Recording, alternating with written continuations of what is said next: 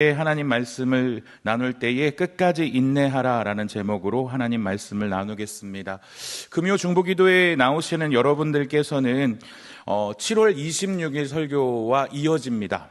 그래서 이 설교를 듣고 앞에 무슨 내용이 있는지 궁금하다 하면 그 설교 찾아서 한번 들어보시기 바랍니다. 오늘 본문은 교회를 다녀본 청년이라면 10번 이상, 아마 어려서부터 주일학교 생활하신 분들이라면 그 이상도 들어본 이야기일 겁니다. 흔히 다윗과 골리앗 이야기라고 알려있는 본문의 말씀입니다. 비록 7절까지만 읽어봤지만 전체를 한번 쭉 다 읽어보시면 어렸을 때 보던 다윗과 골리앗 이야기가 아니라 좀 더 깊은 영적인 진리를 담고 있다는 것을 알게 될 거라 확신합니다. 오늘 집에 돌아가셔서 무슨 내용이기 때문에 그렇게 했을까 한번 생각하면서 천천히 뜻을 생각하며 17장 1절부터 한번 읽어보시면 큰 은혜가 있을 것 같습니다. 오늘 다윗과 골리앗 이야기를 보면 한마디로 이런 그림이 떠오르죠. 불가능하다고 생각할 때 계란으로 바위치기라는 속담을 사용하는데 사자성어로는 일한격석이라고 부릅니다. 아무리 노력해도 도저히 이길 수 없는 상대, 그 상대에게 도전하는 것을 계란으로 바위치기라고 부릅니다. 아무리 노력을 해도 이길 수 없는 상대를 뜻할 때 일한격석이라는 단어를 사용합니다. 오늘 본문의 다윗과 골리앗은 바로 바위와 계란의 싸움과 같은 것이죠. 본문을 자세히 읽지는 않았지만 여러분께서 시간을 내서 읽어보시고 그렇지 않더라도 아마 아실 겁니다. 다윗은 어떤 사람이었냐면 군대에 가기에는 어린 나이, 전쟁에 먹을 물자가 각자 준비했어야 하는데 전쟁이 예상보다 길어지니까 전쟁터에 나가 있는 자기의 세 형들에게 먹을 것을 갖다 주기 위해 가는 사람이었어요. 히브리어 단어로 이 소년의 다윗을 상징하는 단어가 소년인데 나아르라는 단어를 사용해요. 이 나아르는 청년에도 되지 않는 아주 어린 청소년과 같은 아이를 나아르라고 부릅니다. 반면에 그가 상대해야 하는 바위는 어떤 사람인가? 소년 때부터 전쟁의 사람이라고 부릅니다. 그러니까 이 골리앗이라는 사람은 다윗의 나이 때부터 전쟁에 나갔었고 전쟁을 아주 능숙하게 하는 전쟁의 사람이라고 불립니다. 그러니까 우리는 흔히 다윗하고 골리앗 하면 덩치의 차이라고 생각하기 쉬운데 경험의 차이도 무시할 수 없었다는 거예요. 어려서부터 칼을 잡고 피가 튀기고 생사를 가르는 전쟁에서 익숙하게 성장했었던 블레셋이라는 쉽게 말하면 전쟁의 달인과 아직 그 사람이 어렸을 때 정말 핏덩이와 같은 아이가 바로 소년입니다. 자, 무장에서도 차이가 나는데 다윗은 골리앗 앞에 나아갈 때 오늘 읽지는 않았지만 매끄러운 돌멩이 5개, 양을 칠 때 사용하는 막대기를 들고 전쟁터에 나갑니다. 사실 이것은 양을 칠 때 사용하는 것이죠. 쉽게 얘기하면 양을 치다가 짐승들이 올 때 위협하는 도구로 돌멩이를 던지고 그 동물들을 쫓아낼 때 사용하는 게 바로 이 돌멩이와 막대기입니다. 무장이라고 하기에는 부끄러운 거죠. 반면에 골리앗은 어떡합니까? 5절부터 7절까지의 말씀을 제가 쉬운 표준 새 번역 성경으로 읽어드릴게요. 머리에는 노수로 만든 투구를 쓰고 몸에는 비늘 갑옷을 입었는데 그 갑옷의 무게는 놋 5,000세겔이나 되었다. 다리에는 노수로 만든 각반을 차고 어깨에는 노수로 만든 창을 메고 있었다. 그의 창 자루는 배틀의 용두머리만큼 굵었고 그 창날의 무게는 쇠 600세겔이나 되었다. 그의 앞에는 방패를 든 사람이 걸어 나왔다. 한마디로 노수로 투구를 쓰고 비늘로 갑옷을 입고 놋 각반, 발을 보호하는 각반과 창을 들었는데 이 창의 무게만 해도 600세겔이나 나갔다고 해요. 그러니까 얼추 계산해 봐도 이거는 상대가 안 되는 이 무장인 거예요. 무게부터 시작해서 무장, 경력, 그리고 전쟁의 경험이니까 전술까지 어느 것 하나 다윗은 상대가 되지 않는 것입니다. 근데 다윗이 왜 그 전쟁에 기꺼이 나갔을까요? 여러분이 만약에 다윗과 같은 나아르 소년이었다면 전쟁에 나갈 수 있었겠습니까? 미치지 않고서야 가능한 게 아닙니다. 근데 다윗이 그 전쟁에 나갔던 이유는 딱 하나였어요. 36절 말씀인데 같이 한번 세 번역으로 읽어볼까요? 시작. 제가 이렇게 사자도 죽이고 곰도 죽였으니 저 할례 받지 않은 블레셋 사람도 그 꼴로 만들어 놓겠습니다. 살아계시는 하나님의 군대를 모욕한 자를 어찌 그대로 두겠습니까? 골리앗의 상대로 다윗이 나가게 된, 이 소년이 나가게 된 이유는 딱 하나예요. 살아계시는 하나님의 군대를 모욕했기 때문에 나갔다라고 하는 거예요. 그는 소년에 불과했지만 하나님의 이름을 조롱하는 것을 참지 못했습니다. 누가 조롱했나요? 짐승만도 못한 골리앗. 적국의 장군 하나가 하나님의 군대를 조롱하고 있어요. 야, 니네 하나님은 아무런 능력이 없느냐? 우리가 나와 싸워보자.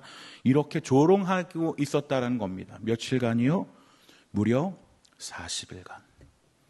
하나님을 욕하고 조롱하고 나하고 싸울 용기가 그렇게 없느냐? 해가 뜨면 나와서 이스라엘 백성들을 조롱합니다. 그런데 다윗은 그 이야기를 한 번 듣고 꼭지가 돌아서 내가 저놈을 죽이겠다라고 나서고 있는데 그곳에 와 있는 수많은 이스라엘 군사들은 반응하지 않고 있다는 거예요. 바꿔 말하면 어떻게 반응합니까? 11절 말씀을 보면 사울과 온 이스라엘은 그 블레셋 사람이 하는 말을 듣고 몹시 놀라서 떨기만 하였대요. 저 거대한 블레셋의 골리앗이 하나님을 저주하는데 분노하지도 않고 화내지도 않고 놀라고 떨기만 했습니다. 자, 16절 말씀을 보면 그 블레셋 사람은 아침 저녁으로 가까이 나와서 계속 싸움을 걸어왔고 그런 지가 벌써 40일이나 됐다. 하나님을 저주하고 있고 하나님을 조롱하고 있는데 무려 40일 동안 아침과 저녁으로 계속 나와서 저주를 하고 있어요. 근데 하나님의 사람들 군대가 아무런 반응을 하지 않고 있어요. 물론 사울도 방법을 간구하기는 하였습니다. 어떤 방법이었습니까? 25절 말씀을 보면 저기 올라온 저자들을 좀 보게. 군인들이 서로 말하였다. 또 올라와서 이스라엘을 모욕하고 있어. 임금님은 누구든지 저자를 죽이면 많은 상을 내리실 뿐 아니라 임금님의 사위로 삼으시고 그의 집안에는 모든 세금을 면제해 주시겠다고 하였네. 사울의 방법은 뭐였어요? 나 대신해서 저놈과 싸워서 이기면 내 사위로 삼겠다. 그의 집에는 모든 세금을 면제해 주겠다. 이게 사울의 방법이었다는 거예요. 근데 사울이라는 사람은 어떤 사람이었습니까? 다른 이스라엘 사람보다 머리 하나가 더 큰 사람이에요. 물론 골리앗하고 상대가 되지는 않습니다. 하지만 사울도 나름 싸움에 전공이 있고 싸움을 잘하는 사람입니다. 신체적 구조가 뛰어나요. 그렇다면 그를 왕으로 삼았다면 그는 하나님을 위해서 분노를 가지고 나가서 전쟁을 했어야죠. 아니 그렇게 하지는 못하더라도 왕이니까 뭐 어떤 방법을 강구해야죠. 근데 40일 동안 눈치만 보면서 시간만 죽이고 있는 거예요. 근데 다윗은 어떡합니까? 그 참상을 목격하자마자 자기가 전쟁에 나가겠다고 얘기해요. 그는 소년일 뿐인데. 그렇게 얘기하면서 야, 너 같은 소년이 무슨 전쟁에 나가겠냐? 라고 얘기하고 말리는 사울에게 이렇게 얘기합니다. 34절부터 36절까지의 말씀을 제가 읽어드립니다. 그러나 다윗은 굽히지 않고 사울에게 말하였다. 임금님의 종인 저는 아버지의 양떼를 지켜왔습니다. 사자나 곰이 양떼에 달려들어 한 마리라도 물어가면 저는 곧바로 뒤쫓아가서 그놈들을 쳐 죽이고 그 입에서 양을 꺼내어 살려내곤 했습니다. 그 짐승이 저에게 덜며들면 그 턱수염을 붙잡고 때려 죽였습니다. 제가 이렇게 사자도 죽이고 곰도 죽였으니 저 할례 받지 않은 블레셋 사람도 그 꼴로 만들어 놓겠습니다. 살아계시는 하나님의 군대를 모욕한 자를 어찌 그대로 두겠습니까?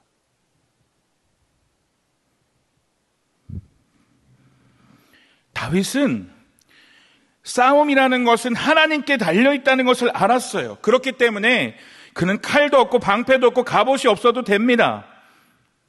자기는 그걸 경험했어요. 뭘로요? 양을 치는 목자로요. 하나님이 함께하면 이길 수 있다는 것을 알았기 때문에 비록 자기 손에는 물맷돌과 지팡이밖에 없지만 그걸 들고 전쟁에 나가는 거예요. 왜요? 하나님이 함께하면 이긴다는 걸 아니까. 그의 목자 생활을 통해서 체득한 인생의 경험이었으니까. 그리고 나가서 이렇게 담대히 외칩니다. 47절 말씀인데, 주님께서 칼이나 창 따위를 쓰셔서 구원하시는 것이 아니라는 것을 여기에 모인 온 무리가 알게 하겠다. 전쟁에서 이기고 지는 것은 주님께 달린 것이다. 주님께서 너희를 모조리 우리 손에 넘겨주실 것이다. 그는 물맷돌을 가지고 블레셋의 골리앗에게 나아가고, 그리고 나서의 결과는 우리가 모두 아는 결과입니다. 물맷돌을 던졌어요. 물맷돌이 골리앗의 두개골을 꿰뚫어 버립니다. 그리고 나서 어떻게 됩니까? 51절 말씀, 다윗이 달려가서 그 블레셋 사람을 밟고 서서 그의 칼집에서 칼을 빼어 그의 목을 잘라 죽였다. 블레셋 군인들은 자기들의 장수가 이렇게 죽는 것을 보자마자 모두 달아났다. 상대가 안 되는 싸움이었는데 고작 돌멩이 하나로 블레셋의 골리앗에게 던졌는데 그 돌이 그 거대한 거인의 두개골을 뽀개버립니다. 넘어진 그를 골리앗의 칼을 뽑습니다. 골리앗의 칼은 단순히 그냥 긴 칼이 아니에요. 자신의 키만큼 큰 칼입니다. 그 긴 칼을 뽑아서 사람의 목을 자릅니다. 그 소년이. 누가 한 일일까요? 하나님이 하셨다라는 것을 그가 직접 보여주신 것입니다. 그러니까 골리앗의 이 블레셋 사람들은 깨달은 거예요. 저 사람은 보통 사람이 아니다. 하나님이 함께 하시는 사람이다. 그러니 모두 도망쳐 나가기 시작합니다. 40일간 지리하게 이어져 온 전투는 아주 싱겁게 끝나버립니다. 무명의 어린아이는 전쟁 용사가 되었고 사울은 무능함이 온 천하에 드러나게 되었습니다. 다윗의 말대로 모든 사람이 알게 됐습니다. 전쟁에서 이기는 것은, 전쟁의 구원은 사람에게, 그 사람의 무장이나 사람의 신장이나 사람의 경험에 달린 것이 아니라 하나님께 달려 있구나라는 것을 모든 사람이 알게 되었습니다. 오늘 다윗과 블레셋의 이야기를 통해서 우리가 깨닫게 되는 영적인 진리는 무엇입니까?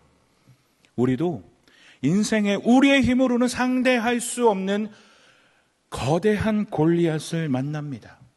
그것이 사회의 편견일 수도 있고, 직장에서 우리를 괴롭히게 하고 얼굴만 봐도 꼴보기 싫은 상사일 수도 있고, 지독하게 높은 취업의 문일 수도 있습니다. 자격증일 수도 있고 성적일 수도 있겠죠.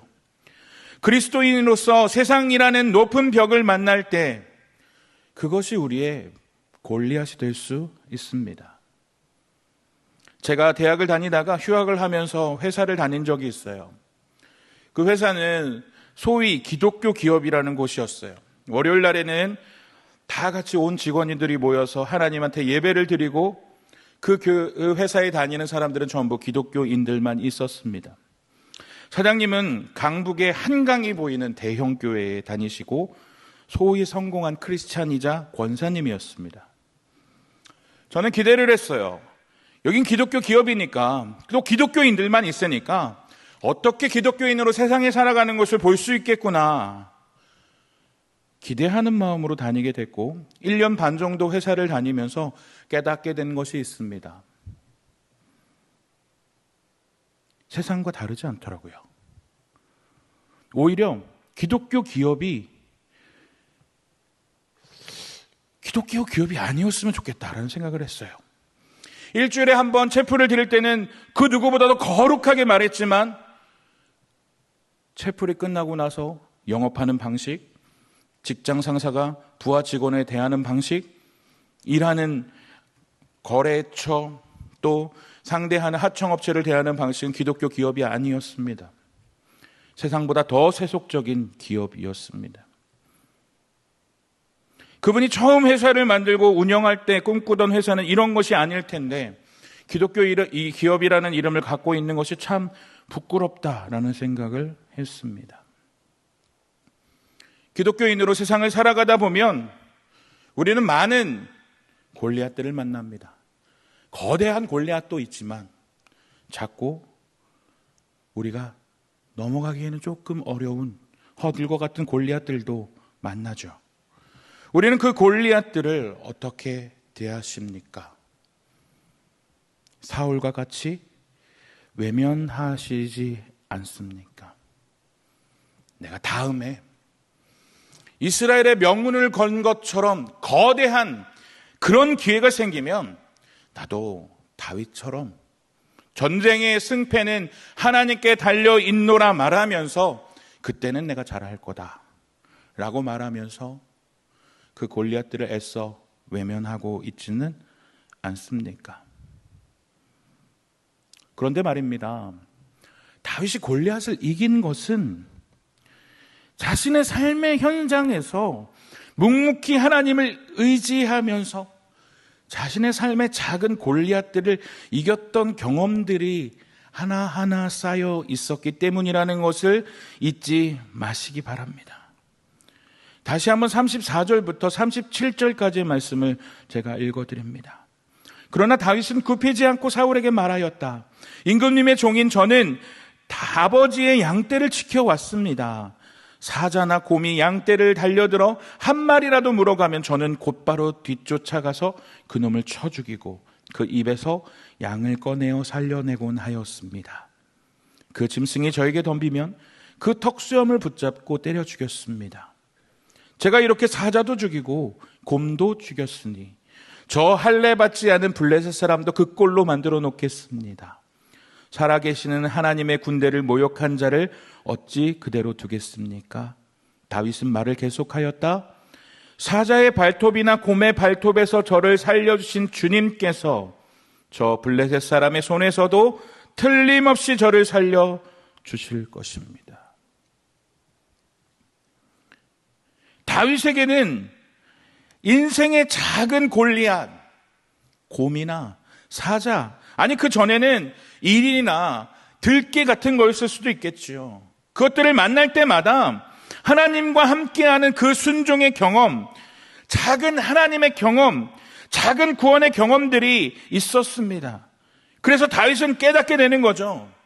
아, 내 힘으로는 저 들깨조차 상대할 수 없는데 하나님이 함께 하시니까 저 들깨를 이길 수 있었구나. 다음에 더 큰 어려움이 만났을 때는 저 곰도 내가 하는 것이 아니었으니까, 들깨도 내 힘으로 이긴 게 아니었으니까 저 들깨도 하나님이 나하고 함께하면 이길 수 있겠지. 작은 골리앗들을 이긴 경험이 거대한 골리앗을 이길 수 있게 만드신 겁니다. 그래서 저는 이것을 영적인 근육이라 부르고 싶어요. 말씀대로 살아보고 그 말씀대로 승리한 그 작은 경험들이 쌓이고 쌓여서 인생의 거대한 골리앗을 만났을 때 우리는 그 골리앗 앞에서 전쟁에 하나님께 달려있습니다 고백하면서 용기 있게 우리가 가지고 있는 물맷돌을 던질 수 있는 것입니다. 그것을 깨닫는 여러분 되길 원합니다.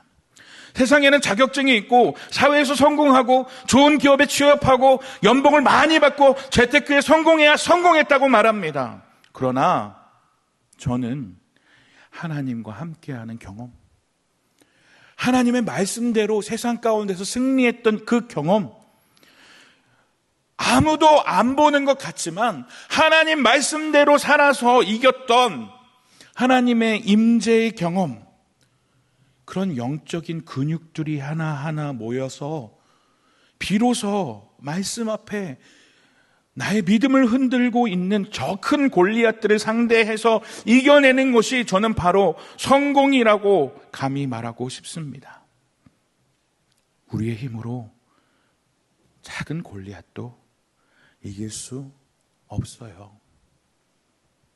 말씀대로 세상 사는 거 쉽지 않잖아요.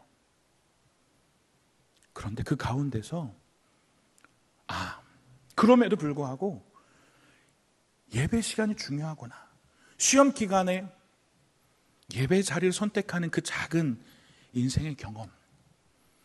하나님의 말씀대로 살 건가, 세상의 가치관대로 살 것인가의 그 고민과 결정의 상황에서 하나님 말씀대로 살아서 조금 손해본 경험, 이것들이 모이고 모여 근육이 되고, 이 승리의 경험들이 모여서 어쩌면 패배의 경험이라고 말할 수 있는 그 경험들이 모여서 우리의 인생의 위기의 순간이 되고, 그 순간에 주님을 의뢰하는 믿음으로써 열매 맺을 수 있다는 것입니다.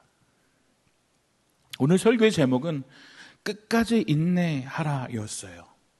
그런데 원래 설교를 준비하면서 지었던 제목은 너무 길어서, 너무 길게 잡으면 김진호 목사님이 싫어할까봐 줄였어요. 끝까지 인내하며 우리 삶의 작은 골리앗을 이겨나가자. 이게 제목이었어요. 끝까지 인내해야 합니다. 끝까지 작은 삶의 골리앗들을 이겨내는 경험을 쌓아야 합니다. 그래야 어렵고 힘들어도 주님 말씀대로 살아가는 그 경험이 쌓여야 우리는 인생이라는 거친 전쟁터에서 승리를 맛볼 수 있을 것입니다. 사랑하는 총원교회 청년 여러분, 갑자기 나타난 저 사람이 왜 혼자 열불 내고 있나, 참 이상한 사람이네, 빨리 짧게나 하고 가지라는 생각 하시죠. 저는 항상 이러한 간절함을 가지고 우리 청년들을 바라봅니다. 그만큼 여러분이 귀하고 복되기 때문이죠. 세상에서 그리스도인으로 살아가기 힘들죠. 그렇지만 그 가운데서 여러분이 살아가고 있는 이 작은 승리의 경험들은 절대 헛되지 않습니다. 이 경험들이 모이고 모여서 거대한 골리앗을 이기게 하실 것입니다. 그러니 여러분, 지금 당장 쉬워 보이는 타협, 쉬워 보이는 외면을 선택하지 마시고 주님의 방법대로 물맷돌을 잡읍시다.